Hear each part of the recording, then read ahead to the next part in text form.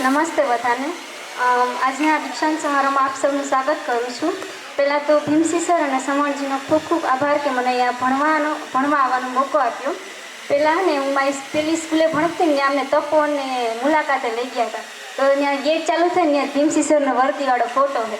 મને ખબર નથી આ ભીમસિંહ સર હશે કોક જે શીખવતા હશે બધાને. પછી મને કીધું મારા સરે કે આ પુરુષાર્થના ટ્રસ્ટી છે ભીમસિંહ સર. મને બહુ મજા આવી અને અહીંયા પહેલી વાર એવું જોયું કે સુપરવાઇઝર વગર છે એ વિદ્યાર્થીઓ અહીં પેપર ભરતા હોય અને એ બહુ ગમ્યું. અને 10-12ના વિદ્યાર્થીઓ બીજી સ્કૂલમાં ટેન્શન બહુ લેતા હોય અને અહીંયા બધા પ્રવૃત્તિમાં આગળ હોય અને ભણવામાં બહુ પહેલાં હોય.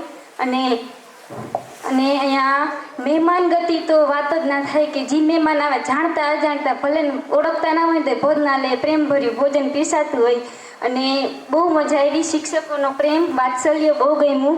છેલ્લે હું કહીશ કે યાદ આવશે આ બધું, યાદ આવશે આ છત્રીની છાયા, યાદ આવશે આ શારદાનું મંદિર, યાદ આવશે આ છત્રીની છાયા, યાદ આવશે આ શારદાનું મંદિર, જેનું અધ્યાત્મ યાદ આવશે આ પુરુષાર્થ મને, યાદ આવશે આ પુરુષાર્થ મને. અસ્તુ. જય હિન્દ, જય ભારત. ખૂબ સરસ.